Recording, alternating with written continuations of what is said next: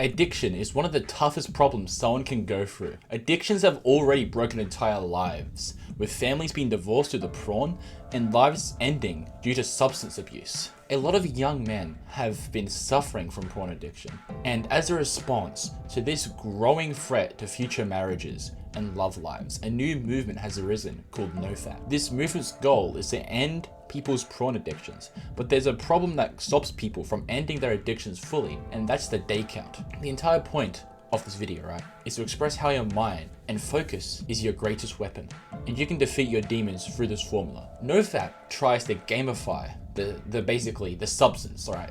Avoiding the substance. It tries to add goals onto that substance, because when we goal seek, it gives us further motivation to do the action itself. And what it's trying to do is that it's trying to go like, reach week 3 and day streaks, right? This will give you more presence, whatever. And it's basically just a goal pursuit, which makes sense because in psychology, goal pursuing is actually very powerful. You know, it gets us where we want to go. But the problem is that you actually increase the risk of relapse. Okay, you increase the risk of relapse from doing this tactic of staying away from substance. So how does this work? When you focus on a streak, the brain is registering that this streak could end. You're not realizing that you ended your addiction, and instead you're focusing on the fact that you just lasted 3 weeks. You're acting as if the problem still exists, subconsciously. However, there's one realization that actually works, and I've done this before and it works, okay? It helps you get off your addiction. Shift your focus away from sin. It's all about focus.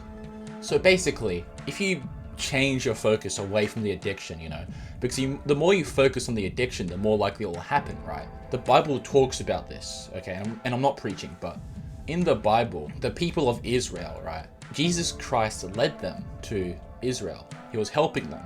But Israel kept trying to solve their problems on their own, and they couldn't solve their problems on their own without the help of Jesus Christ, right?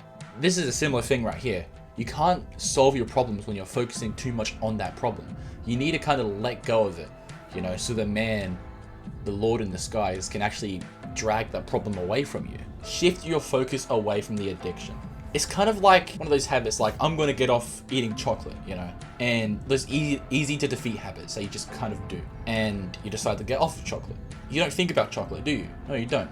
And thus, it never comes up. Same goes for porn. You kind of got fixated on the addiction like it was impossible to get rid of because you do it every day. But if you shift your mind away from that, then you basically just defeated the thing. So how does this formula work? So when you shift your focus, you're changing how your brain acts. You're changing how your brain acts with the addiction. I made the realization that it's actually all in your mind. All of this is a mental scheme. It can easily be changed and molded with. You can change the shape and the size of the problem because it's all in your brain, right? So you have full control over it. An addiction is a form of focus. It's in your brain and you can change it. And it's a form of focus where your brain is obsessed over an action because of the dopamine rush, right? To solve this problem, you'll have to direct your focus. Of course, it's more difficult to direct your focus when you do it every single day. You're supposed to kind of develop willpower, so you end up not thinking about it for 3 days and relapse. Once you've gone to the point where you can actually last a day or two, you can actually implement this and it'll work much better. But still implement it when you just relapse every single day, because it'll help you and you'll discover more about yourself. I'll have to talk about this formula properly, because if I get something wrong about it, you'll end up failing, okay? Because it's quite complex, but it's simple, okay? It's simple to do, but to explain it takes a lot of explaining. So this is the formula. The first thing you need to recognize is that the formula is all in your head. It's all a mental problem within your mind. It's not physical, so it doesn't actually exist. This means you can kind of change it. You can shift and mold the problem, right? You have full control over it. So with the right belief systems, you can eliminate the addiction. This way of thinking can be used to fight anxiety, actually, because I've had situations where I walked into a room and I'm suddenly anxious, because limerence. What did I do?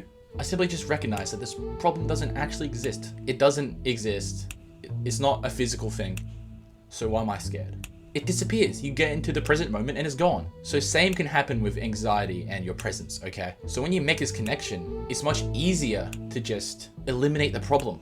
So since it's a mental problem, this means that we can apply certain beliefs that will cause your brain to forget the problem even exists. Key word here is forget. The entire formula is based on forgetting that you have this problem. Because when you forget that you have this problem, your brain forgets that. It forgets to pursue the problem. So thus you don't end up doing it. What I want you to do, you're going to tell your brain that you aren't addicted and that you don't actually suffer from urges. I did this to combat my own addictions. And instead of relapsing 4 days after, I went an entire month without thinking about doing the action. However, I did make a vital mistake that we'll discuss later in this video that everyone makes, and thus it causes them to relapse. You're distracting your mind from the problem instead of focusing on not doing the addiction. You're simply acting like the problem doesn't exist, and that you never suffer from any sort of urge or addiction. You might think that this sort of mindset is impossible, because that urge is something you feel. However, you're associating yourself with the thoughts. Don't associate with the thoughts at all. You're supposed to realize that your thoughts aren't who you are, and you are the observer, right? This is a Buddhist philosophy where you observe your thoughts because your thoughts aren't actually who you are. A lot of people with mental health problems associate themselves with your thoughts. And look, your thoughts are really sporadic and weird. Everyone's thoughts are like unhinged, okay? So if you associate yourself with your thoughts, you're gonna think yourself as like a terrible person when you're not. When you see yourself as the observer, however, you are disassociating yourself from your thoughts, okay? This means the urge to do an addiction is significantly weakened to the point where it doesn't exist because the lifespan of the thought is cut short, you know?